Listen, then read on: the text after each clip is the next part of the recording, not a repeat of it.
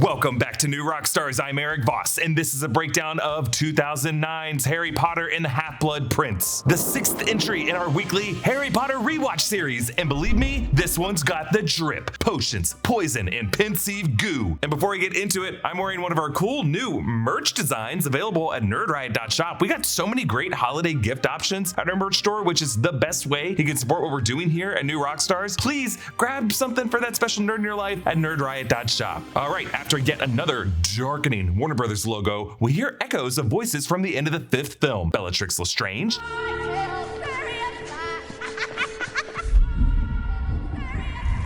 Minister Fudge, He's back. He's back. and Voldemort's scream as he shattered the atrium.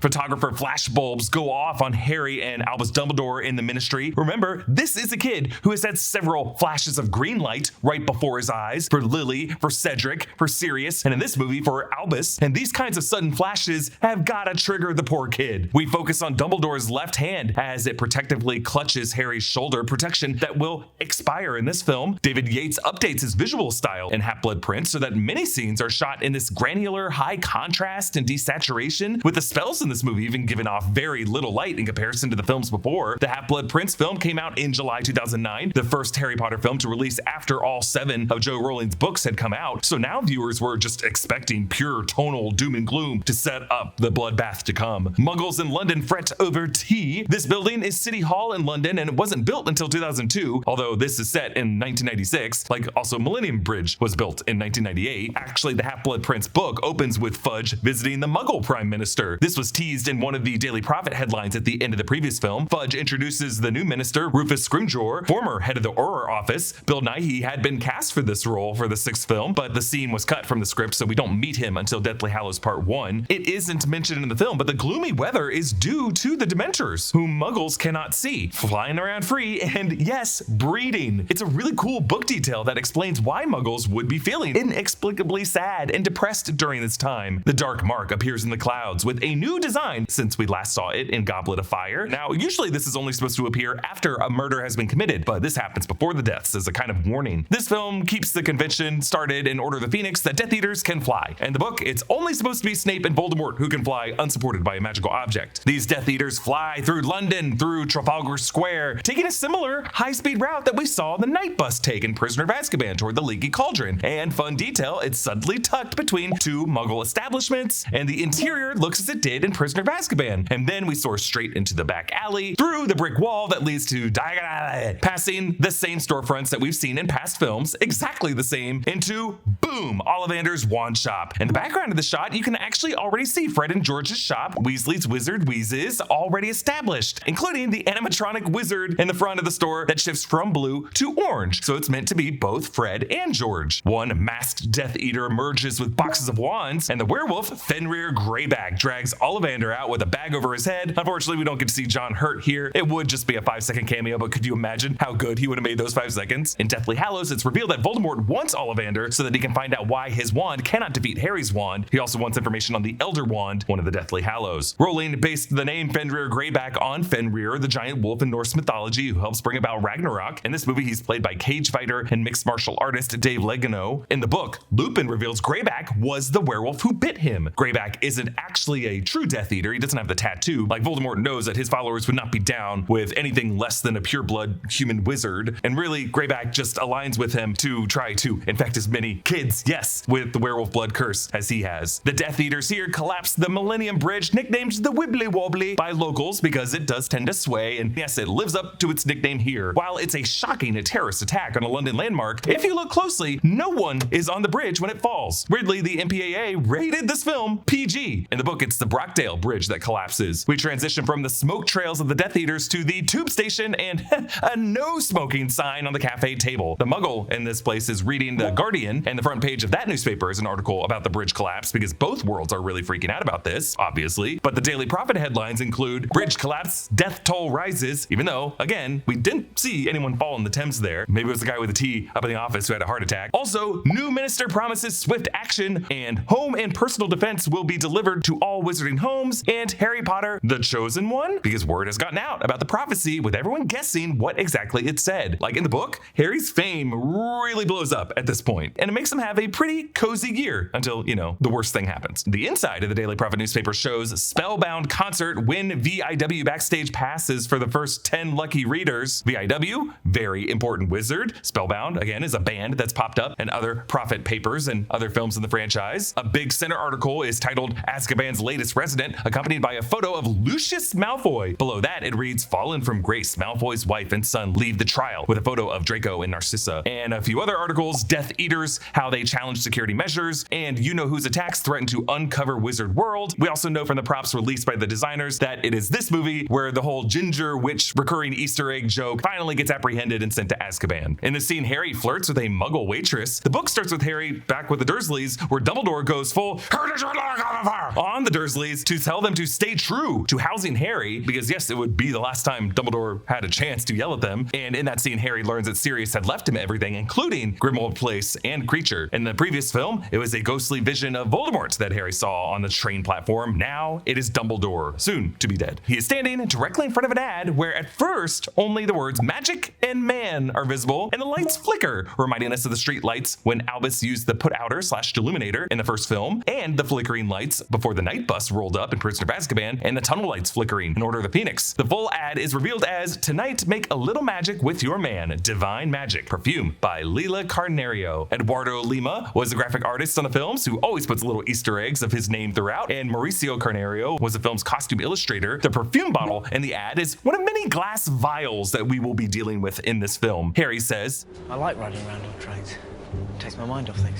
Indeed, it was the Hogwarts Express that transported Harry away to a more thrilling life. Dumbledore's right hand is blackened. After finding Marvolo Gaunt's ring over the summer, it cursed him and immediately limited his life. He knows he will die in the coming months, so this film is really just about preparing Harry for what he needs to do after Dumbledore is gone. In the original version of the script, when Dumbledore looks at the girl Harry was just flirting with, he mentioned a girl that he had a crush on in his youth, but Rowling said it needed to be cut, telling the filmmakers that Dumbledore was gay and had only ever had feelings for Gellert Grindelwald. In October 2007, a couple months after the Deathly Hallows book was published, Rowling said Dumbledore was gay at a fan event at Carnegie Hall. So the two of them apparate. Now, a plotline in the book dealt with all of the students in Harry's year taking apparating lessons to get their licenses once they come of age. This is Harry's first time apparating, and from Harry's perspective, it's closer to how it looks and feels in the book, a disorienting and compressing twist through space, as like something was pulled from his gut. Dumbledore has taken Harry to the charming village of Budleigh Babberton. In the book, he questions Harry about his scar and if he's been sensing Voldemort. Dumbledore explains that Voldemort now fears that connection and is using occlumency to block Harry out. Jim Broadbent plays Horace Slughorn disguised as an armchair. His appearance is an amazing practical effect involving Jim Broadbent being hoisted up on a plank of wood and then shaking out these starched and wire-held sleeves. Actually, when he's first in chair form, if you look closely, you can see his feet poking out from the bottom of the chair. Slughorn splashed dragon's blood on the ceiling. Dumbledore, having discovered the 12 uses of dragon's blood, according to his chocolate frog card, knows it by the taste. An important trope of all Harry Potter films is at least one moment of magic early on to wow Harry as he re-enters the wizarding world, and to wow us, the audience. Here, it's Dumbledore just putting the house back in order, to which he goes, that was fun. And that includes a little piece of the chandelier squirming out from under Harry's shoe and then clinking back into place. And I'm reminded of the final little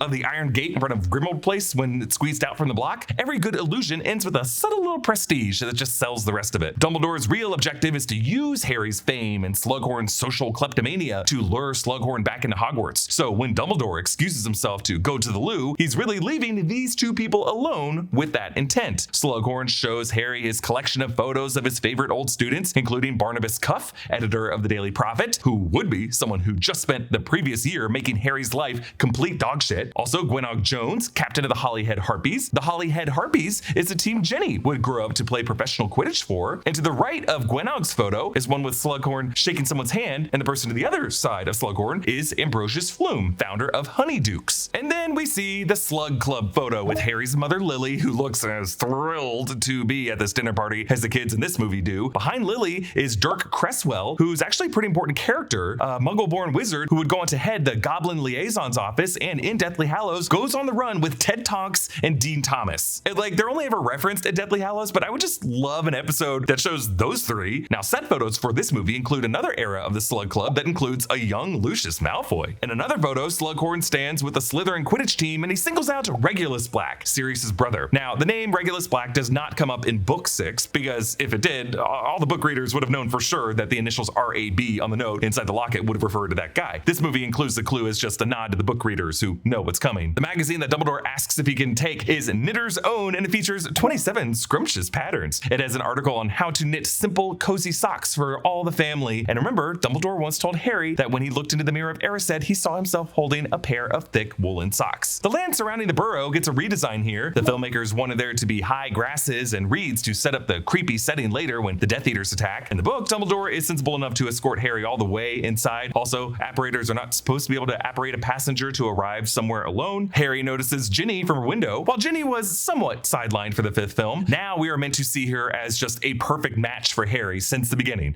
I think the biggest issue with the film take on the character of Ginny Weasley is that Ginny in the books is not shy. She is a popular social butterfly in the class beneath Ron and Harry's. And notice how this film just kind of cuts around Bonnie Wright quite a bit. All of her scenes with Dean being from afar, Hermione saying that Ginny has been crying a lot, but Bonnie Wright not actually looking that sad when we see her. Like the shy girl that Bonnie Wright was cast to play in the second film is just not the character Ginny Weasley becomes in Order of the Phoenix and Half-Blood Prince. And neither of the scripts for those films, in my opinion, truly honor that character development. As the Burrow was assembled in a haphazard piecemeal process over the years, we get this really fun upward-looking shot from Ginny's perspective where she looks up to see her mother Molly, and then her brother Ron, and then her friend Hermione, who all pop up into frame from this MC Escher stair configuration like it's an advent calendar. Molly says of Dumbledore, "Oh, that man. But then what would we do without him?" The foreshadowing in this movie is not very subtle. Ron tells Hermione, Bit of toothpaste. later on, when describing what she smells in the love potion, Hermione says it smells like freshly cut grass, parchment, and spearmint toothpaste because she is associating love with this moment right here. Also, freshly cut grass could be associated with Ron's Patronus being a Jack Russell Terrier. Like, there's just something about Ron that reminds Hermione of her suburban life, specifically with her dentist parents. The Weasley family clock gets a redesign from the last time we saw it in Goblet of Fire. In the book, it says that Mrs. Weasley has been carrying it around with her everywhere, even as she does laundry, and that all the hands have been pointed at mortal peril ever since Voldemort came back. But this version of the clock no longer has dentist as an option. It has the family's names on the hands, and George and Fred share one hand, which is just so sad considering what happens to Fred in the next story. And it seems to depict Molly Weasley on a broomstick above the Burrow at the top of it. The trio chats. This is Hogwarts we're talking about. It's Dumbledore. What could be safer?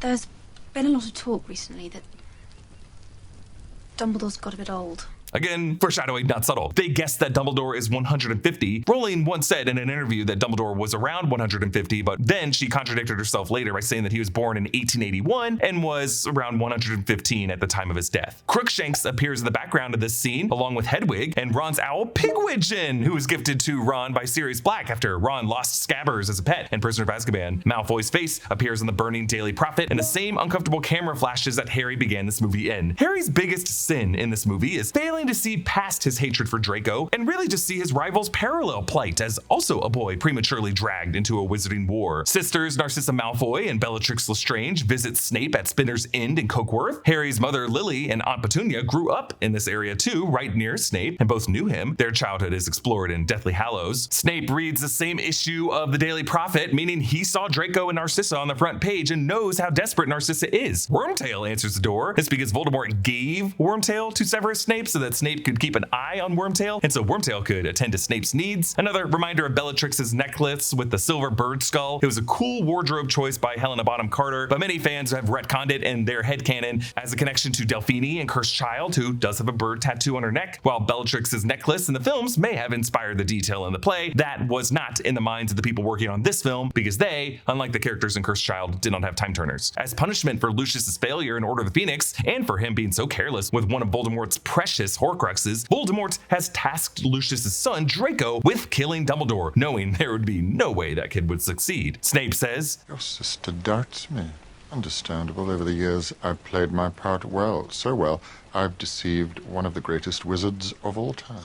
I love this line. It's directly from the book because when Snape says, "I deceived one of the greatest wizards of all time," they think he's referring to Dumbledore, but really he's referring to Voldemort, whom he's also insulting by saying one of the. In the book, Narcissa's hair is very pale blonde, like Draco's. Here, she has two-toned hair, black and white, like the birds her son later uses in his experiments with the Vanishing Cabinet. The filmmaker said it was to represent her dual families, like Malfoy and Black, and I think by that they just meant that she was born a member of the Black family, so that's why she should have some black hair in her hair. Like she wasn't born into the Malfoy family, she married into that family. Bellatrix forces Snape to make the Unbreakable Vow. If broken, the contract maker dies. Snape is promising to murder Dumbledore if Draco cannot succeed in doing so. We learn in Deathly Hallows that Dumbledore was already dying from the ring's curse, and Dumbledore knows what Voldemort is planning with Draco, so he arranges this with Severus both to spare Draco's life and to position Snape in a position of undeniable trust among the Death Eaters. On to Weasley's Wizard Wheezes. The animatronic out front does a classic rabbit under the hat trick. Inside, it looks like a pair of fanged frisbees might be zipping through the shop because one goes right between Harry and Ron if you look closely in the background. We see Fred and George's fireworks, their wildfire whiz-bangs that they terrorized Umbridge with in Order of the Phoenix. They've also perfected their skiving snack boxes. One of the customers eats a puking pastil, and the twins hand him a cauldron to barf into, and the display of the puking girl next to it is such a cool set piece. Graphic design from Mina Lima, headed up by Mirafora and Eduardo, spent 6 months designing this store. They made everything look vulgar and contradictory with clashing colors and flashing lights. This team also designed the advanced potion making textbook. Every bit of printed text you see in these movies came from them. We see two customers checking out the electric shock shake, a magical version of a joy buzzer. There's also love potions, 10-second pimple vanisher held by a statue that grows pimples that soon after fade, shield hats. These deflect minor jinxes and curses, and the Ministry of Magic actually orders Fred and George's whole supply to give their Aurors. There's an Umbridge doll riding a unicycle on a wire, quoting herself from Order of the Phoenix. I will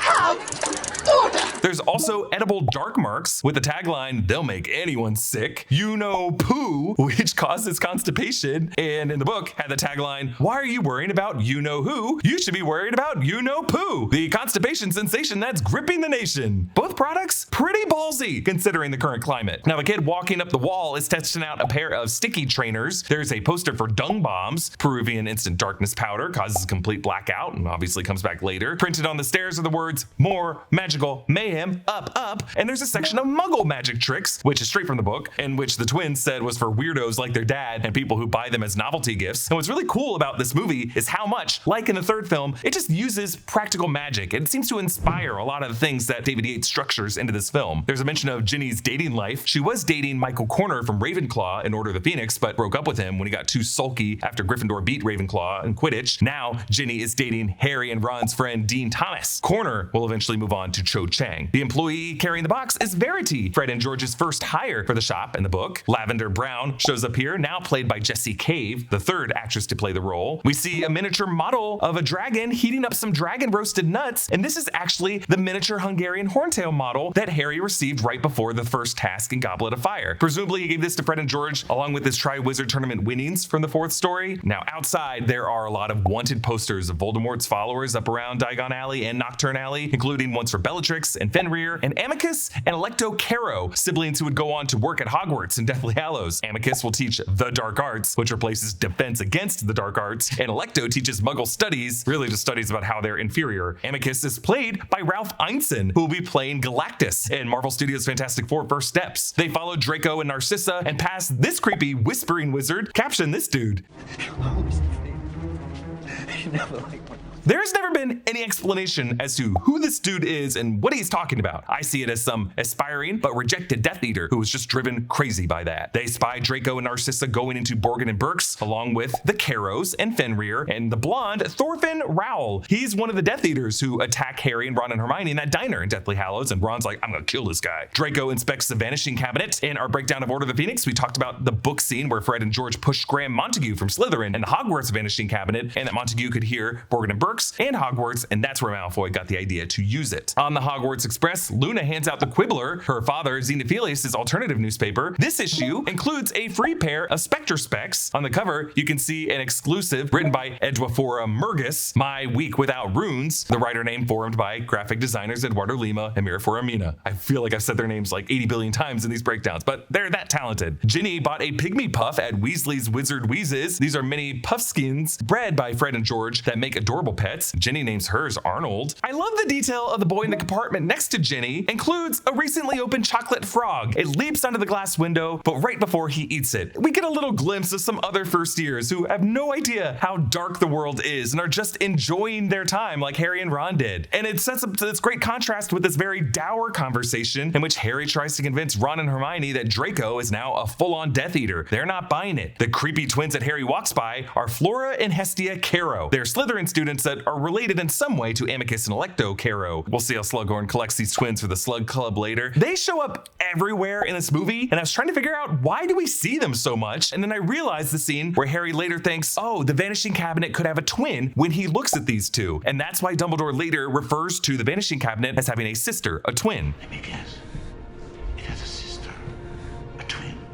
Borgin and Burkes. Harry darkens the Slytherin car with Peruvian instant darkness powder and sneaks in under his invisibility cloak. Draco sits with his girlfriend, Pansy Parkinson, now played by Scarlett Byrne. Also with them is Blaise Zabini. He is a famously beautiful mother who's been married 7 times, and each husband died under suspicious circumstances and left her a whole mess of gold. Crabbe and Goyle are also there. Now, Jamie Waylett, the actor who plays Crabbe, got arrested after this for writing and was subsequently cut from the Deathly Hallows film, so this is the last film he appears in. Draco says, I think I'd pitch myself off the Astronomy Tower if I thought I'd continue for another 2 years. Again, foreshadowing. Draco continues to look up at the overhead rack. And remember, when Harry first looked into the car, Draco had put something in his bag up there, and had Harry been paying closer attention, he would know that right next to this bag would be like the worst part of the rack to hide on. Draco uses Petrificus Totalis on Harry as payback for Harry outing Lucius as a Death Eater and getting him sent to Azkaban. Malfoy stomps on his nose. And this is another parallel that Harry should pay closer attention to. Both Harry and Malfoy are just violently defensive of their fathers, even when their fathers did bad shit at times. And what's interesting here is that Malfoy briefly has the invisibility cloak, but he doesn't keep it, which is interesting that consider that when he disarms Dumbledore on the Astronomy Tower, that technically makes Draco the rightful owner of the Elder Wand. So that could have been 2 out of the 3 Deathly Hallows owned by Draco. In the book, Draco leaves Harry paralyzed under that cloak in a compartment where someone wouldn't have stumbled upon him easily, making Harry panic that he could be stuck for who knows how long. And it's not Luna Lovegood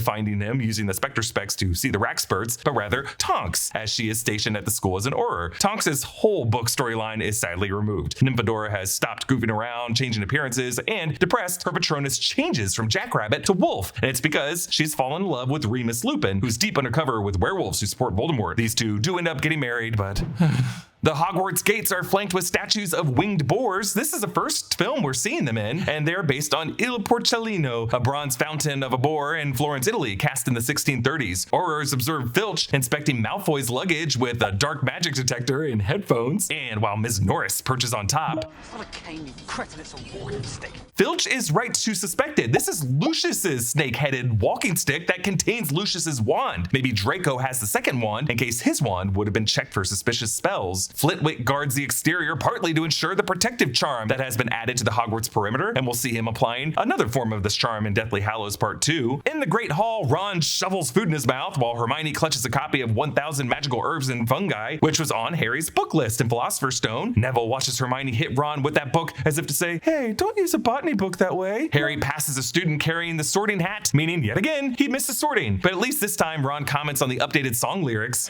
Sorting hat urges all to be brave and strong in these troubled times. Easy for it to say, though. It's a hat, isn't it? Dumbledore's owl lectern stretches its wings. The first time it has done that in any movie. There are actually a few extra magical flourishes in Half-Blood Prince, and I think they are meant to connect to Harry's final line in this movie. I never realised how beautiful this place was.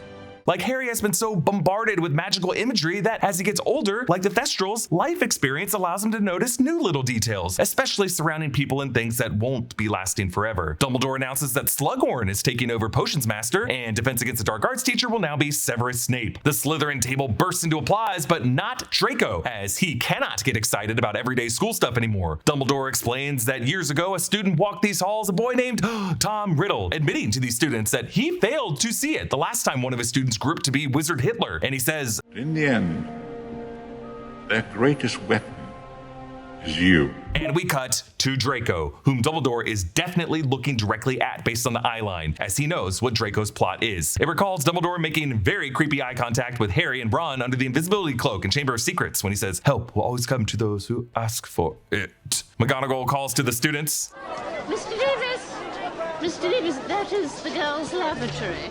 So the screenplay and the closed captioning on Peacock and Max say this is Davies, not Davis. There was, remember, Roger Davies from Ravenclaw and Goblet of Fire, but he would have graduated the previous year, so I assume this is like his younger brother or his cousin. The way Ron and Harry are laughing, they probably gave the little brother or cousin of the rival chaser from Ravenclaw's team wrong directions to unleash Moaning Myrtle on him. If you went to a coffee shop and left your wallet behind, you could just go back and grab it, right? But when you go to a website and you leave data behind, the people who grab it are data brokers, and they sell your most sensitive data to anyone, including scammers. Luckily, you can reclaim control over your data with Delete Me. Delete Me is a hands-free subscription service that helps you reduce the risks of identity theft and scams by removing your data from hundreds of data broker sites. Delete Me works all year long to remove things like your name, address, email address, phone number, and more from data broker sites, and they're constantly adding new features and updating their removal targets to help you get back control over your personal data. It's super easy to use. You take 5 minutes to submit your info to Delete Me. Their experts comb through the internet looking for places your data shouldn't be, and then they remove it and send you a report on what they've done. Get 20% off Delete Me consumer plans when you go to joindeleteme.com/rockstars and use promo code rockstars at checkout. That's joindeleteme.com/rockstars and use code rockstars. Thank you, Delete Me, for sponsoring this video. Now that Slughorn teaches potions, Harry and Ron can take the class, even with exceed expectations on their OWLs, and still pursue Auror career paths. In this class, we see Hermione and Lavender, Quidditch chaser Katie Bell, now played by Georgina Leonidas, Romilda Vane, played by Anna Schaefer, who should be 2 years younger than Harry, but whatever, they just wanted everyone in this class. Around the walls in this potions classroom are various Latin phrases for chemical combinations. We saw a glimpse of these in Order of the Phoenix. Harry and Ron find copies of Libacious Barrage's Advanced Potions Making in the cupboard. Ron, who has had to deal with worn down hand-me-downs his whole life and faced with jealousy over Harry getting freshly bought versions of everything, now says, "Second choice for you, chosen one." Hermione identifies the 3 potions Slughorners made up: Veritaserum, used to make people tell the truth, which was used by Dumbledore on Barty Crouch Jr. in Goblet of Fire, and by Umbridge on the students in Order of the Phoenix. The second, Polyjuice Potion, obviously a familiar brew to Hermione. The third is Amortentia, the most powerful love potion in the world. The love potion has multicolored steam coming out of the top of it for each of the scents she smells, since it has a different smell to each smeller. So we see Lavender, Leanne, Katie, Romilda, and Pansy all stepping in for that smell, and the colors continue to shift for each of them. In the book, when Harry smells a love potion, it smells like treacle tart, the woody smell of a broomstick handle, and something flowery he thought he might have smelled at the Burrow, which he later realizes is Ginny's perfume, because in this world, everyone's soulmate is someone they knew in high school. Slughorn shows the prize for today's class, Felix Felicis, liquid luck. Felix is Latin for happy or lucky, and I'm 100% not kidding here. I know a guy who knows a guy named Felix who worked in the World Trade Center, who woke up sick and stayed home on the morning of 9/11. I wish I was kidding. That's a 100% true story, and it's terrifying. Felix Felicis was invented by Zygmunt Budge in the 16th century. He encoded his brews in his book of potions, and it is said that his personality lives on in the words, similar to the essence of the Half-Blood Prince in Harry's textbook. They are tasked to brew Draught of Living Death, which induces a super deep sleep similar to death. Slughorn says that only one student brewed one sufficient enough, and it was believed it was either Severus Snape or Lily Evans or Tom Riddle. Snape seems like it would make the most sense, but he doesn't strike me as someone who's had that many lucky days. So Tom Riddle, I think, might be a better suspect, as it would explain how he so easily stumbled upon that bit of rare magic in the forbidden section. Despite his many skills and his ardent research, that seems like it needed a bit of luck to come across. Harry opens his textbook to reveal the titular name. This book is a property of the Half-Blood Prince. Of course, this is Severus Snape, as he was half-blooded, born to a Muggle father, Tobias Snape, and a witch mother, Eileen, who had the maiden name of Prince. The designer said that they thought about about Snape's teenage psychology with all these handwritten notes, making them passionate, impulsive, chaotic, but ultimately not organized. As Harry flips to page 10, you can see all the great text details the designers hid in there. Asphodel, wormwood, the ingredients that Snape quizzed the year 1 potions class on, and Philosopher's Stone and Hermione knew that they were used to make Draught of Living Death. We also see in the notes here that Snape corrected the 12 Sophophorus beans to 13, 13 being the unlucky number, which is ironic because this is a recipe that will award them liquid luck. Seamus nukes his face again, and Hermione's tidied hair reverts to the Philosopher's Stone Miss Frizzle era, and Harry ultimately wins. Dumbledore examines Riddle's diary from Chamber of Secrets, which was destroyed by the Basilisk Fang. He also puts Marvolo Gaunt's ring in that Fang hole, and you can hear a high-pitched frequency tone that goes silent when he closes the drawer.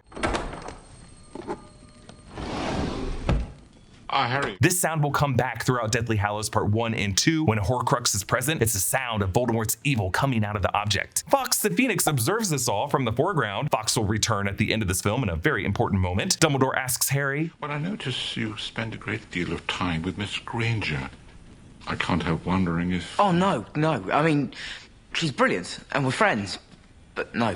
This exchange is not in the book, but I think this is how Dumbledore knows that Ron will have a jealous falling out with Harry over Hermione in Deathly Hallows. That's how he knows to give Ron the Deluminator with the tiny ball of light to find his way back to them. Dumbledore shows Harry his cabinet full of memory vials. In the book, we see far more memories related to Tom Riddle and his family than we do in the film. The film really just shows us 2 memories: Dumbledore first meeting Tom Riddle at the orphanage in 1938, and the altered memory of a slightly older Tom Riddle with Slughorn asking about Horcruxes, followed by the true unaltered version from Slughorn later. In the book, really the first memory Dumbledore takes Harry into is a memory from someone named Bob Ogden from the Department of Magical Law Enforcement. Ogden had to visit the House of Gaunt and talk to Voldemort's grandfather, Marvolo Gaunt, Voldemort's uncle Morphin, and Voldemort's mother, Merope. It's a very cool scene that just drops you in to the middle of this group of inbred, pureblood fanatics speaking Parseltongue, and we learn that these 3 are dirt poor despite being descendants of Slytherin. I love how this book presents the research because that is how historical research has to be compiled. Like, from third eye witnesses to the relatives of people, you have to connect all these weird, disconnected, anecdotal pieces of evidence to get a full picture of someone. We learned how Merope was abused by her father and in love with a handsome muggle from the town, Tom Riddle Sr., whom Morphin attacked. We see in this memory a ring with a coat of arms on it that is later revealed to be that of the Peverell brothers. So this ring, in addition to being made into a Horcrux by Tom Riddle, as he believed it marked his direct descent from Salazar Slytherin, the ring also contains the Resurrection Stone, one of the 3 Deathly Hallows. So the ring also descended from Cadmus Peverell. Merope also wears a locket with Slytherin's symbol on it. Harry doesn't realize yet, but he already encountered this locket, as it was the seemingly insignificant locket that none of them could open, mentioned in the Order of the Phoenix book when they were rooting around Grimmauld Place. Dumbledore explains how Merope bewitched Tom Riddle into marrying her and becoming pregnant from him. Merope loved Tom Sr. so much that she lifted the spell, and he was like,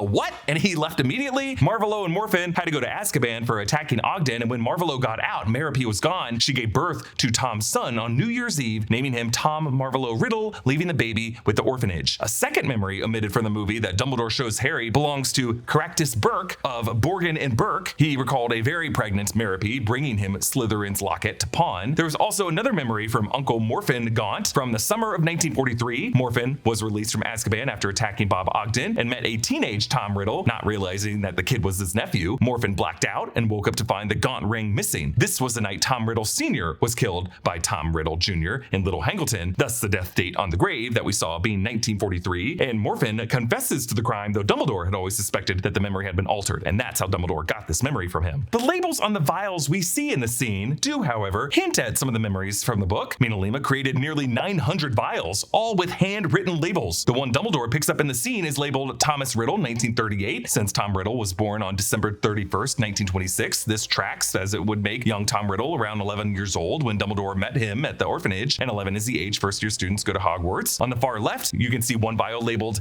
T.M. Riddle 1937, which is interesting because it would have to have come from a memory of Dumbledore observing Tom Riddle from afar when the kid was at the orphanage a year before approaching him. On a higher row on the left is a vial marked 1923, which would be 3 years before Tom Riddle was born and probably was Bob Ogden's memory from the Gaunt house. Then one from 1971, one from 1968, and 2 from the right of the 1938 one is spring 1976. books, these are a bit harder to identify. But in the book, Dumbledore describes another memory from Hoki the house elf who met Tom Riddle when he was working at Borgin and Burke after leaving Hogwarts. Hoki was convicted of poisoning her master, Hepzibah Smith, but it was really Riddle who planted false memories as he stole from Hepzibah's collection Hufflepuff's cup and the Slytherin locket. This would be around 1946 to 1947 and the years after Tom had left Hogwarts. But it could have been any point before 1971.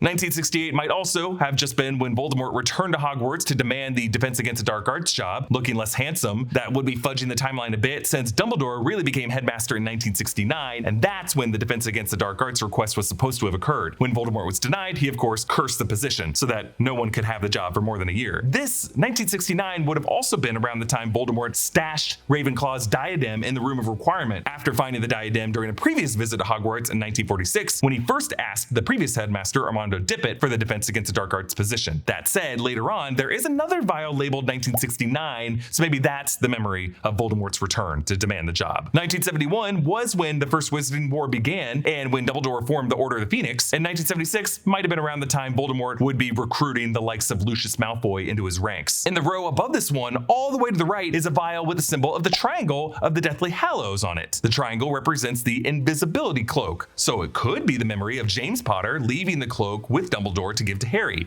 or it could be the memory of when Dumbledore realized the cloak was one of the 3 Deathly Hallows. 3 to the left of that is one that looks like a star symbol on it above the letters M-O-M. There's no date on this one. It could have something to do with the Ministry of Magic, maybe Dumbledore's memories from Goblet of Fire. Some of the other labels created include one for Morphin Gaunt in Azkaban. I guess that would have been the one Dumbledore got from him. Also a memory involving the Sorting Hat, that's fun, and one that's just House of Gaunt. And later in the film, there's a vial labeled Sprout, I assume for Professor Pomona Sprout. She is head of Hufflepuff House. I wonder if Dumbledore might have asked her about heirlooms of great importance to Helga Hufflepuff to investigate his suspicions. But the film takes us into the Orphanage memory from 1938. And I love how the Pensieve looks in this movie. In Goblet of Fire, Harry just sort of down into the memory. Here we ink down to the memory, like ink dropped in water. And I think ink is really the best fluid for this, as it reminds us of the ink written in Tom Riddle's diary and the way all memories are just transcribed in ink for us. But in an aqueous medium, the memories would be hazier and more up for interpretation. Production designer Stuart Craig found a red brick Victorian building in Docklands, Liverpool, and used it as an inspiration for Wool's Orphanage. The design of the gateway to the orphanage gates is Craig's homage to David Lean's Oliver Twist. The color tone of the memories is green, much like the color of the American edition book jacket. We see how Harry and Tom really had parallel origins, both of them coming from Roald Dahl-inspired sad British orphan boy origins. Young Tom is played by Ralph Fiennes' nephew, Hero Fiennes' Tiffin. David Yates said that he cast this boy for his ability to convey the character's dark and haunted qualities, and obviously the family resemblance was a clincher. In young Tom's room, there is a book with paper with evil-looking doodles on it. This, by the way, is not Tom Riddle's diary, it's a different book. But you can also see 7 rocks in a line on his windowsill, foreshadowing his obsession with collecting trinkets and the number 7, and how he's always wanted to split his soul 7 ways. There's also a photo of the seaside cliff, obviously the cliff with the cave where Dumbledore and Harry will find the fake Horcrux. It holds a special significance for Tom. The orphanage took them on an outing to a town near this sea, and Tom lured 2 other orphans, Amy Benson and Dennis Bishop, there. It's never stated what he did to them, but they were described as never being quite right from that point on. Young Tom says he can make animals do what he wants without training them. In the book, he orders a rabbit, a pet of another orphan who had wronged him, to hang itself.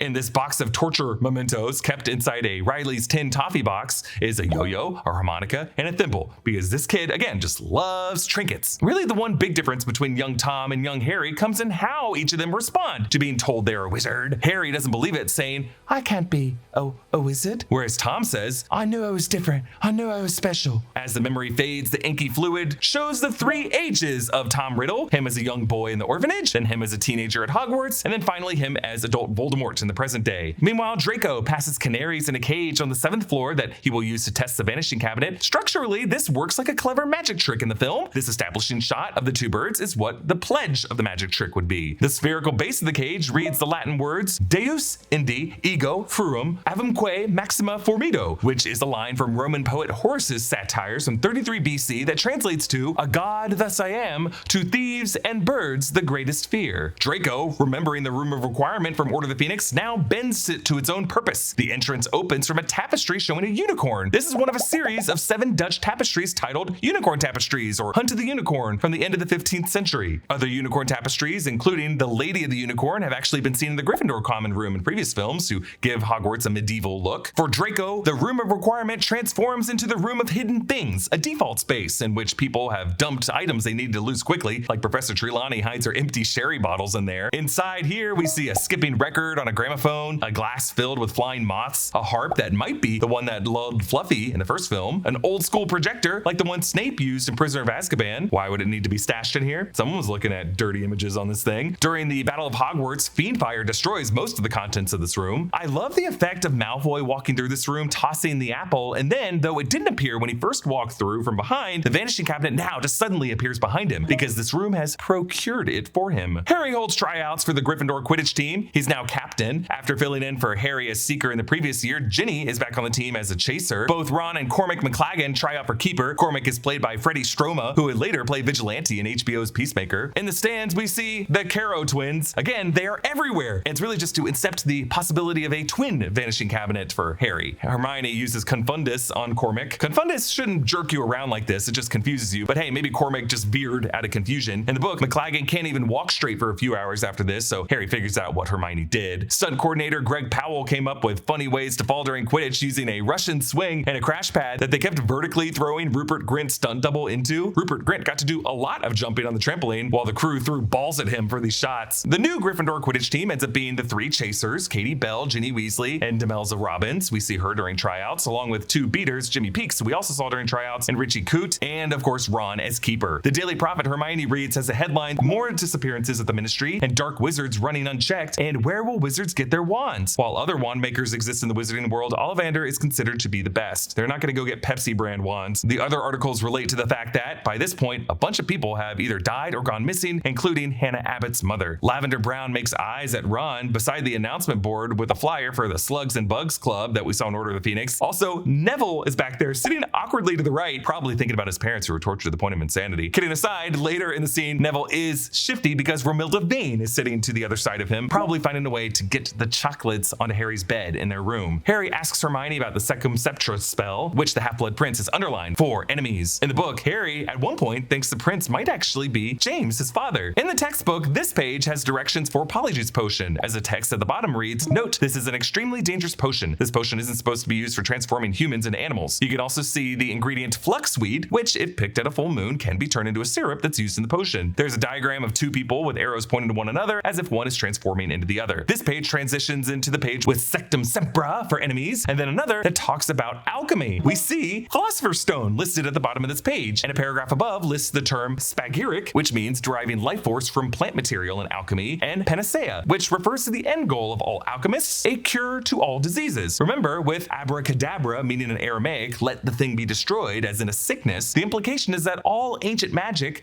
being something that gets explored a lot more in the Hogwarts Legacy game, and just old forms of magic like alchemy, is just rooted in attempts to heal. The trio walks to Hogsmeade, and Slughorn passes Flitwick. Hoping to find you in the 3 broomsticks.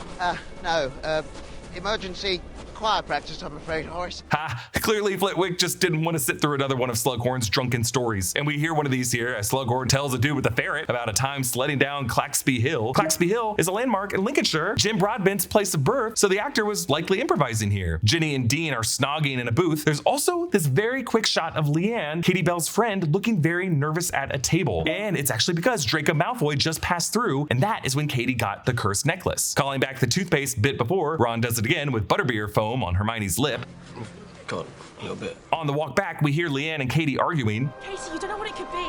Harry, Don't worry, Leanne. I know what I'm doing. And Katie gets cursed. She's dragged up into the air, and she opens her mouth in a muted, agonized scream. The opal necklace is the same necklace we first saw in Borgin and Burkes back in Chamber of Secrets. Leanne says that Katie went to the bathroom in the 3 broomsticks and came back with the necklace. There is an omitted book plot about Madame Rosmerta being under the Imperious curse during this time and giving Katie the necklace, and she also gives a poison bottle to Slughorn. Here in the movie, they simplify it and make it obvious it was Draco who just did it as a half-assed attempt to have it delivered to Dumbledore. As Snape examines examines the necklace, we actually hear the curse, which the subtitles describe as shrieking, clamoring. Harry follows Malfoy on the Marauders Map. Since the Room of Requirement is unmappable if the Seeker needs it to be, the person would vanish from the map. It's also believed that Moony, Wormtail, Padfoot, and Prongs, Lupin, Peter, Sirius, and James respectively, didn't know about the Room of Requirement and just didn't map it. When Harry lays the map down, Draco actually vanishes from the map. On to the first Slug Club party. There's Cormac McLaggen, who's there because his uncle Tiberius is well connected at the Ministry. Next to him are Flora and Hestia Caro. Again, their family is one of the Sacred 28, one of only 28 pure blood families left in Britain. And if you want to do some numerology here, like that's 7 times 4, 7 being the sacred number, and 4 being the number of families you actually kind of need to not constantly be your cousin. Then there's Neville, whose parents were tortured to the point of insanity, and whose grandma, Augusta, knows quite a bit of people. He actually joined Harry at the Battle of the Ministry, and that's why Slughorn really likes him. Ultimately, Neville will get demoted from the party guest to waiter. Then there's Hermione, and then Harry, and then a kid some believe to be Theodore Nott, who's a Slytherin Death Eater's kid who isn't invited back in the book. Then Marcus Belby, who gets demoted to guy handing out towels in the loo at the Christmas party, and he knows he's not going to get invited back based on the way he is housing this ice cream. Belby's uncle invented the Wolfsbane potion, which is a potion Snape made Lupin in Prisoner of Azkaban and helps werewolves keep their human minds when they transform. There's also Blaise the Beanie, there because of his creepy mom. Ginny was invited when Slughorn saw her do a bat bogey hex on Zachariah Smith, who was that loudmouth in the Beanie in Order of the Phoenix. Slughorn asks Hermione what her parents do. My parents are dentists. They attend to people's teeth. Fascinating. And is that considered a dangerous profession? This is a running gag that we first saw in Chamber of Secrets when Arthur Weasley asked Hermione's parents why other muggles are afraid of them. Slughorn shows off his Slytherin snake-themed hourglass where the sand runs slowly if the conversation is stimulating and fast when it is boring, a creation for the film. And while Harry prods about Tom Riddle, the sand slows to a crawl. But Slughorn deflects Harry's questioning by suggesting Riddle wasn't unlike Harry himself, making Harry a bit uncomfortable at the parallel. It's the day of the Quidditch match. Ron normally devours whatever's in front of him, but he stares glumly at his egg and toast.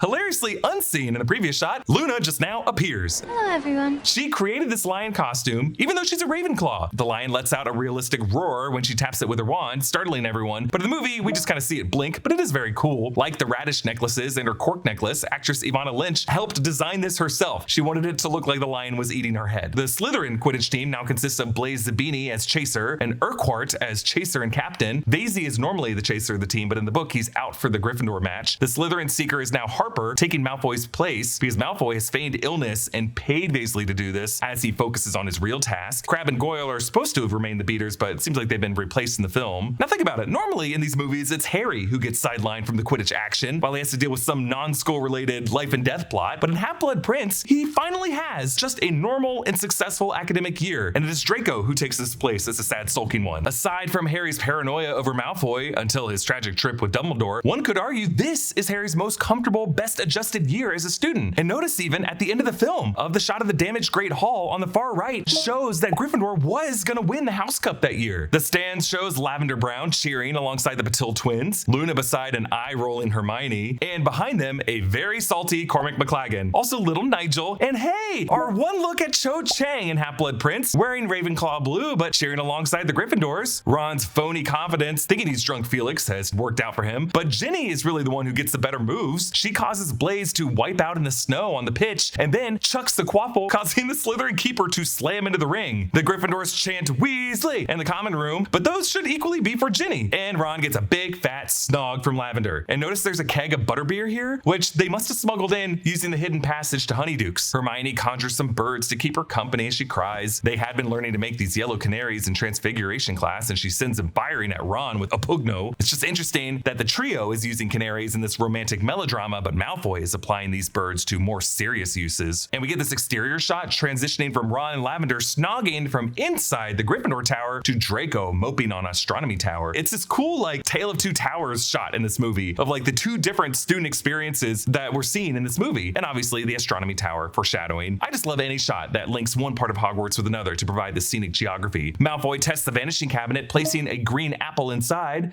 Harmonia nectare passus. In Latin, harmonia means harmony, nectare means to bind or connect, and passus means step or pace. So I'm guessing the full thing means something like let these steps connect in harmony. The apple disappears and reappears with a Bellatrix-shaped bite taken out of it. Neville Longbottom serves Harry drinks at the Slug Club dinner around Christmas time. His uniform is stamped with an HS monogram with Horace Slughorn, the S formed by serpents. When Harry talks to McLaggen, I love the detail of the other waiter just pointlessly wiping the rim of the food dishes on the other side of the curtain, just trying to stay busy so he can hang out. Snape tells Harry that Dumbledore is traveling. Dumbledore is actually seeking the cliffside cave where Tom Riddle had taken the orphans and where he thinks he has hidden the locket. When Malfoy is caught by Filch, behind Luna are characters from the book, vampire expert Eldred Morpole and his vampire buddy Sanguini, and also the Caro twins at 12 o'clock with Slytherin green dresses. Harry overhears the bit about Snape's Unbreakable Vow, which he asks Ron about later on the Hogwarts Express. It's interesting how in this film, the audience knows a lot more context about Draco's scheming than Harry does, whereas in the book, Harry is even more in the blind and just suspects that Draco's up to something. It creates for us, the movie viewers, an interesting bit of dramatic irony, where if we hadn't read the book, we would just be wondering, what is Draco Malfoy up to? This is what I was getting at in our breakdown of Goblet of Fire. I wish there was like a similar revealing structure with Fake Moody, that we knew that it was Fake Moody just drinking Polyjuice potion throughout the movie. We just wouldn't have known what his plot was. And here on the train, whereas before it was the Dementors fogging up the glass of the Hogwarts Express, readying a kiss, now it is a kiss from Lavender. At Christmas time, Harry relays his fears about Malfoy and Snape to Lupin, who also dismisses them, assuming that Harry's just blinded by hatred. And notice the little hand wave that Tonks gives Harry to tell him to drop it. She knows that Lupin is moody because he's a werewolf.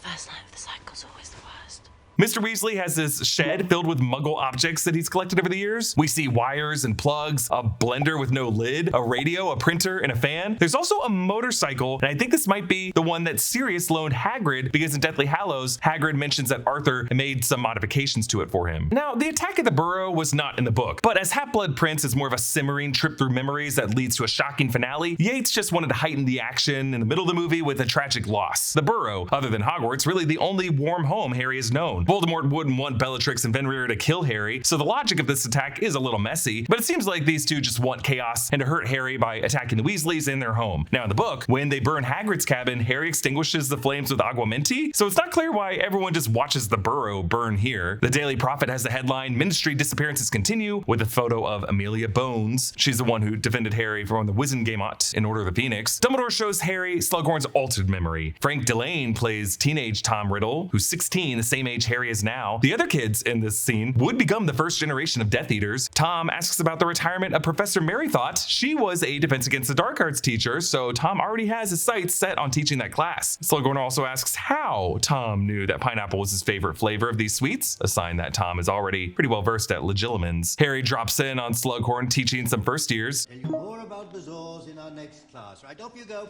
Bezoars! Snape brought these up back in the scene in the Philosopher's Stone, and this line here just reminds us of this antidote and how important it will be in a couple scenes. Harry literally repeats what he heard Tom Riddle say to Slughorn in the memory. I was in the library, the restricted section, and I came across something rather odd about a piece of rare magic, and how other professors might misunderstand. Slughorn shuts him out. At this point in the book, Dumbledore for the first time guilt trips Harry for taking too long with this, which was an interesting detail showing Dumbledore's mortal desperation. Ron ate Harry's chocolates, which contained the love potion for Momilda Vane meant for Harry. Harry takes Ron to Slughorn, and I love the transition on Rupert Grint's face as the love potion wears off.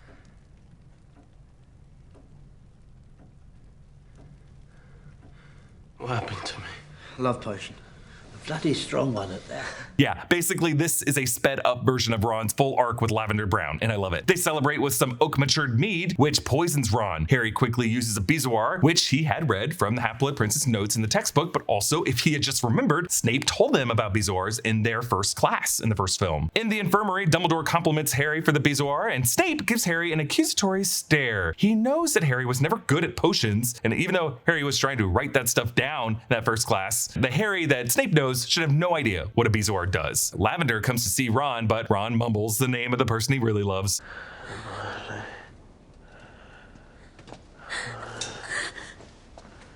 And Ginny says, About time, don't you think? About time. This was the location Harry and Hermione first used the time turner, but obviously Ginny is telling Harry to just get a move on with her. Draco chooses the white bird to test the Vanishing Cabinet, and while it does make it to Borgin and Burkes, it doesn't survive the journey. Still, structurally, this works in the step of a magic trick, because great magicians will often have a fake out step, where it seems like the trick failed to precede the true prestige when the trick actually succeeds. In the Great Hall, Ron makes it snow, because when wizards are under emotional stress, they can inadvertently cause odd things to happen around them. And notice in the background, Ginny is talking with other students further down the table, whereas Dean is behind Harry at another table. So trouble in paradise there too. Harry reads Sectum Sempra for enemies, written in the textbook, in a different spot than it was before, now on the page for alchemy that we saw before. Harry asks Katie Bell if she can remember anything about who cursed her, but then sees Malfoy, and the Dolly Zoom is a dead giveaway. Malfoy passes by the now empty birdcage, telling us that he must have recently put the second canary in the cabinet. Malfoy runs to the bathroom to cry, and this is set in a bathroom because in the book, Draco had been confiding in Moaning Myrtle, who had shifted her crush from Harry to Draco. She actually screams, accusing Harry of murder after he hits Draco with this. So in the book, Harry does this right as Draco says Crucio, so it feels a bit more deserved, but Harry feels immediate guilt for the spell that's essentially slashing body lacerations in your enemy. Snape, recognizing the spell immediately, heals Draco's wounds. Needing to lose the textbook, finally Harry accesses the Room of Requirements form of the Room of Hidden Things, and he actually opens Draco's Vanishing Cabinet to complete the prestige of Draco's multi-step magic trick in this movie working. The bird reappears. Now we do see a mirror surface in this scene, and the Mirror of Erised is known to be in this room, but it's not clear if this right here is the Mirror of Erised. In the book, Harry hides the textbook and marks the spot with a chipped bust of a wizard that he puts a wig and a tiara on, and that tiara turns out to be Ravenclaw's diadem. Here we don't get to see it. It's kind of a bummer because Ginny just tells Harry to close his eyes and hides it for him, setting up their first kiss. So Harry drinks the Felix Felicis. In the book, he only drinks some of the potion, and it fills him with intense confidence, and it actually inadvertently leads to Dean and Ginny finally breaking up and helps him understand how to open up Slughorn. I love how Daniel Radcliffe plays this part of the movie with kind of like a puppeted physicality that just seems very, very focused and intent on his goal, and also just these unhinged improv moments. I know what I'm doing, or Felix does. Hi. Harry's instinct to take an odd path to Hagrid's takes him past the greenhouse, where he catches Slughorn stealing some valuable leaves of the venomous Tentacula plant. So really the first step that Felix gives him is to make Slughorn feeling vulnerable upon being caught doing something shady. The second step is inserting a third wheel between Harry and Slughorn to make both feel more at ease. And of course, that's gotta be Hagrid. Aragog has died, and Hagrid wants to give him a proper burial. Harry only remembers running to Aragog and all of Aragog's children in the Dark Forest and Chamber of Secrets. Not to mention the pincers. And part of the Felix is combining Slughorn's desire for rare serums and Hagrid's love of magical creatures, and of course, their shared love of the drink. Remember, we saw Slughorn party foul all over Hermione earlier. All hands on deck, Granger. And in Prisoner of Azkaban, during the time turner sequence, when Dumbledore asked Hagrid about a glass of brandy, Hagrid said, Meanwhile, I'd like a nice cup of tea or a large brandy. You'll find no small glasses in this house.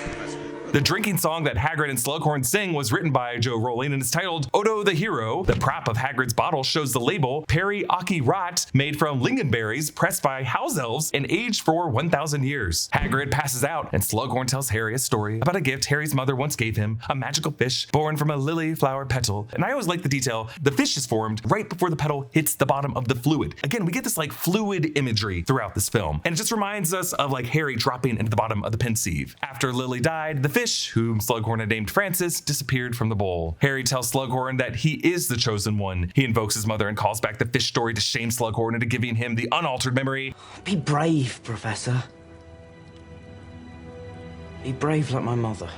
Before, remember, Slughorn had said he carried vials for such occasions as valuable serum, justifying why he would have a spare vial with him to store this memory goo inside of. Harry and Dumbledore pour this memory goo into the Pensieve, and we hear the full memory. It's called, as I understand it,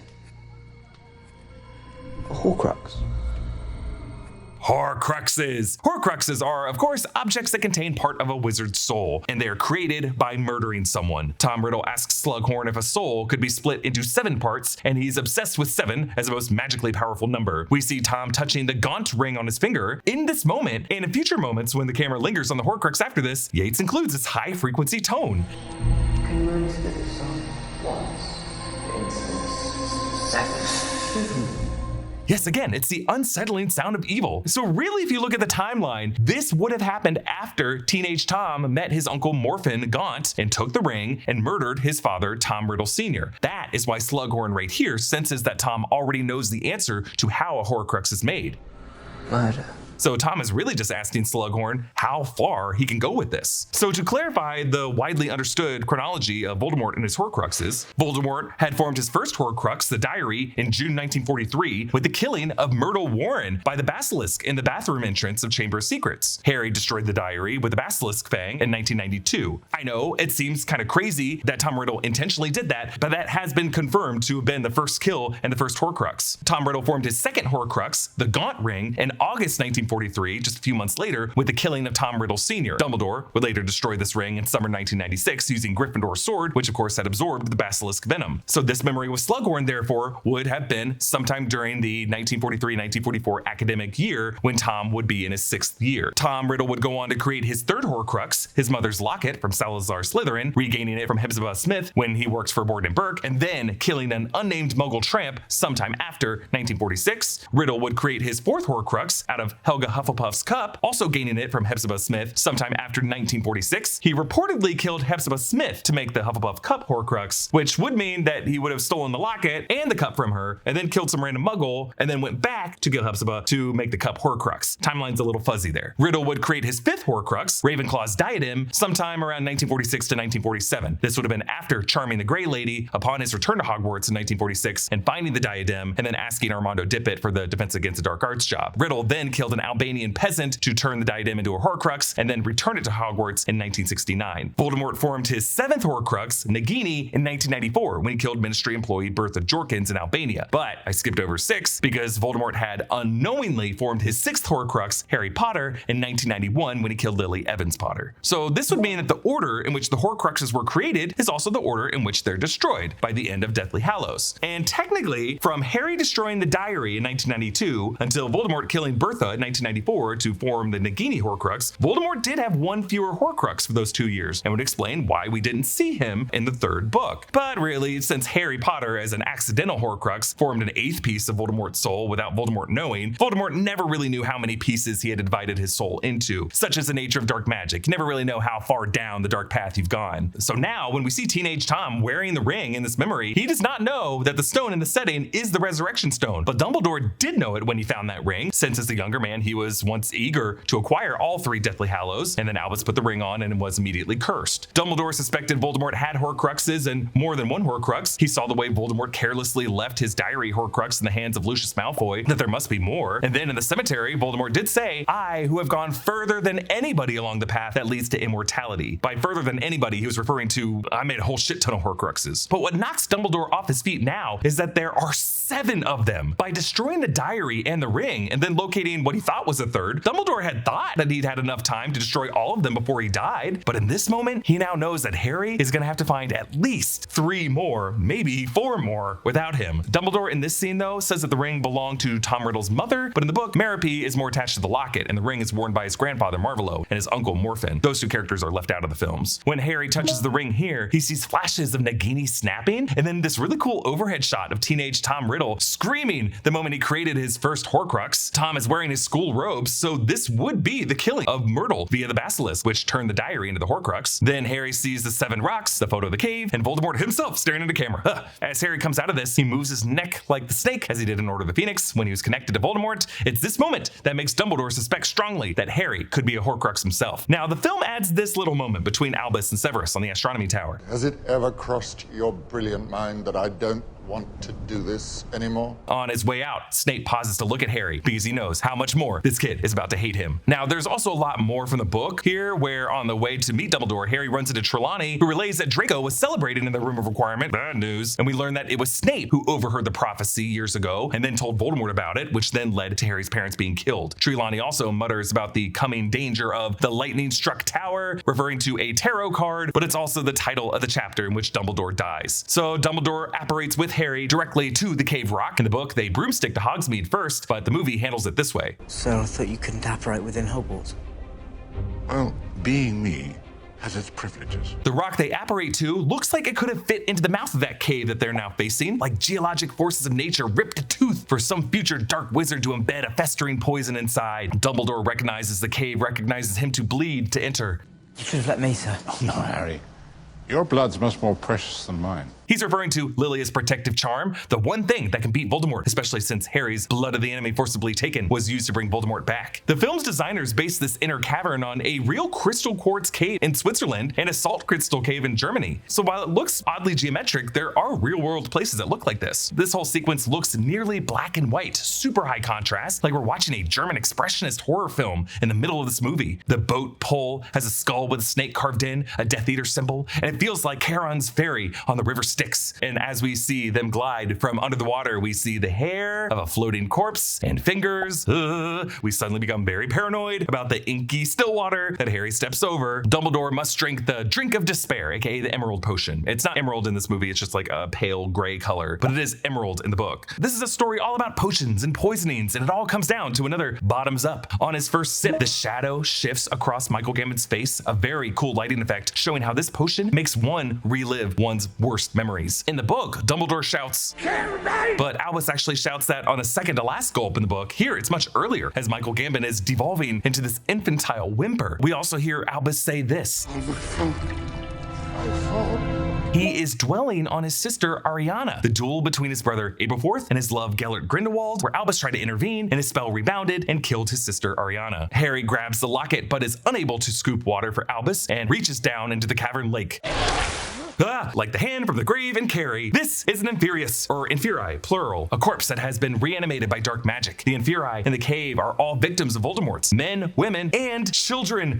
Special effects supervisor Tim Alexander said that Yates didn't want the Inferi to feel like zombies since they are really just victims. So the designers looked at prison camp photos as references for their design. Harry uses both Stupefy and Sectum Sempra on the Inferi, desperately trying anything as stunning doesn't work on a corpse. Maybe blindly slashing them will, but ultimately as he's dragged down into the water, fire does work on them, and Dumbledore lassos this fire, looking like a mix of Charlton Heston in the Ten Commandments and Gandalf fighting the Balrog, which of course was another iconic moment of a bearded mentor in high fantasy completing the archetypal death. Now there's a more complicated trip back in the book that involves Hogsmeade and Madame Rosmerta's brooms, but one sweet exchange that gets left out here is when Harry tells Dumbledore not to worry, and Dumbledore responds, "I am not worried, Harry. I am with you." Draco returns to the Room of Requirement, where you can see a giant white chess piece from the match in the first film. This was the White Queen when Ron, as the knight, sacrificed himself. Not me, not Hermione, you.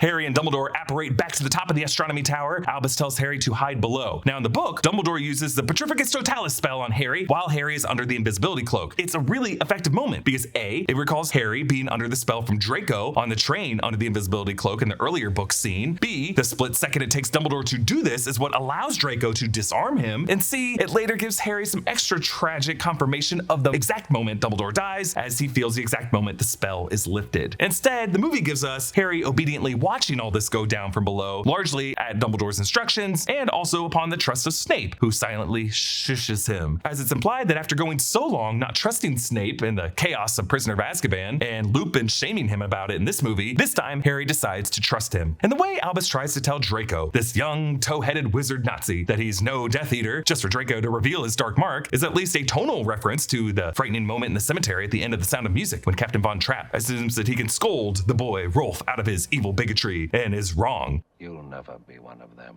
Lieutenant! Lieutenant, they're here! And Draco disarms Albus. This disarmament is a very big deal. Since Dumbledore is carrying the Elder Wand, Draco disarming him makes Draco the rightful owner to the most powerful wand in the world. But neither Draco nor Harry realize the importance, and it doesn't click into place for Harry until after Harry has defeated Voldemort in the Battle of Hogwarts, as he recalls the moment in which he wrestled Draco's wand out of his hand in Malfoy Manor in Deathly Hallows, and that is what made Harry the rightful owner of a wand that the whole time had been buried with Dumbledore all the while. But since in the Half-Blood Prince movie, Dumbledore makes the disarming easy, I shall make it easy for you. It's implied that Dumbledore knew that this Elder Wand ownership transfer would occur, and he created this secret loophole of Draco Malfoy disarming him, but Snape killing him as just an additional layer of security, assuming that Voldemort would eventually try to go after the Elder Wand after Dumbledore's death. Bellatrix, Fenrir, Amicus, Alecto, and others arrive. Draco hesitates, but Snape steps forward. No. Severus, please.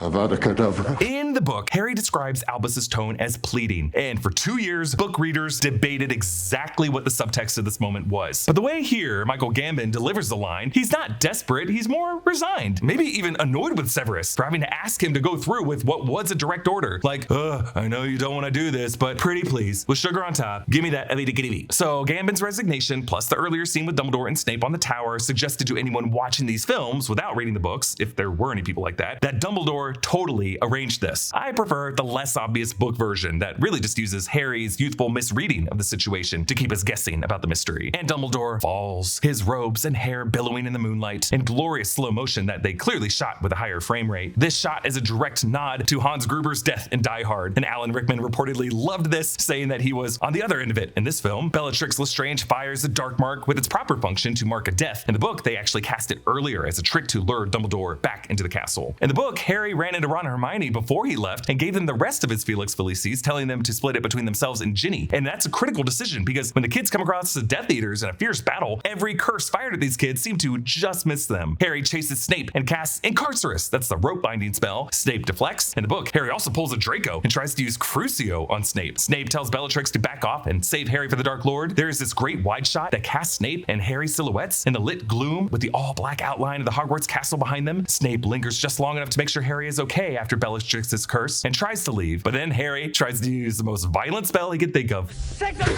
As in the book, Snape uses this moment to reveal the truth. You dare use my own spells against me, Potter.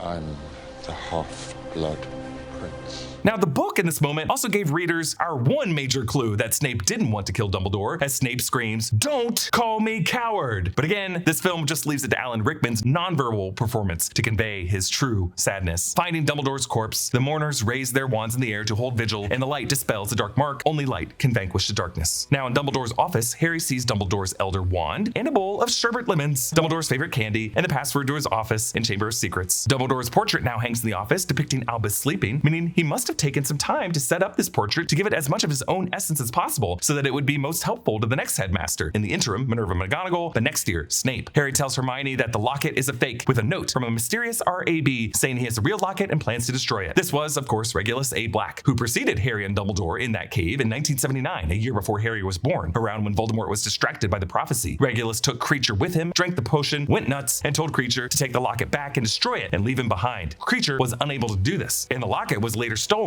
by Mundungus Fletcher, who in the Half-Blood Prince book has gotten arrested and sent to Azkaban, but not before selling this locket to, we'll see in the next movie, Umbridge. In the book, there's actually a funeral for Dumbledore, and everyone shows up. The mer people from the lake, the centaurs, Hagrid brings his half-brother Grop with him, Umbridge shows up, which infuriates Harry, Rufus Scrimgeour comes and once again asks Harry to be the poster boy for the Ministry, which Harry refuses. Magical white smoke encases Dumbledore's body, and then when it burns away, there's a white 2 minutes place. Harry hears Fawkes. Somewhere out in the darkness, a phoenix was singing in a way Harry had never heard before, a stricken lament of terrible beauty. This made Harry feel like his own grief was turned into song, and it eased it a bit. When Fawkes stops singing, Harry knows that he's left Hogwarts for good and won't return, and we actually see part of that moment with Fawkes at the very end here, as Harry observes what many of us observed on our last day on a college or high school campus. I never realized how beautiful this place was. All right, we got some major news about HBO's upcoming Harry Potter series adaptation this week. Production is confirmed to begin in summer 2025, and tens of thousands of kids have auditioned. Actor Papa Esidu was reportedly offered the role of Severus Snape. I am so excited to see his performance. Not that excited for the takes on social media, but for the 6th season of the series, let us now break down what they are really required to get right in our Room of Requirements section. Requirement 1, include every Pensieve memory from the book. Each episode of the season should dwell on one of these memories. Also, why not? Add a few new memories set during the First Wizarding War. This should really be the season we get to know Tom Riddle the best. 2, Michael Gambon gave a powerhouse performance in the cave, but the Half-Blood Prince book, I think, does a better job showing Dumbledore's fear, his irritability, his desperation throughout the year, and I want to see more of that. 3, let's put back in Dumbledore yelling at the Dursleys. That moment was awesome. 4, we also have to put back in the opening scene of Fudge meeting the Muggle Prime Minister. Very cool scene. 5, the series really overall just needs to do a better job with Ginny Weasley. Refer to last week's breakdown on that. And 6, let's see Dumbledore's funeral. Funerals and weddings just make great TV episodes because they're just great excuses for character reunions and interesting moments. Francesca Gardinet, a producer on Succession, probably appreciates that. All right, that's all we found. breakdown. Thanks to Gina Ippolito for helping research and write this breakdown. Comment down below with your thoughts. Follow me at EA Voss and subscribe to all 3 channels of the New Rockstars Network for breakdowns and news coverage of everything you love. And another reminder to get 20% off Delete Me consumer plans when you go to joindeleteme.com/rockstars and use promo code Rockstars at checkout. That's joindeleteme.com/rockstars and use code Rockstars. Thank you, Delete Me, for sponsoring this video. Thanks for watching. Mischief managed.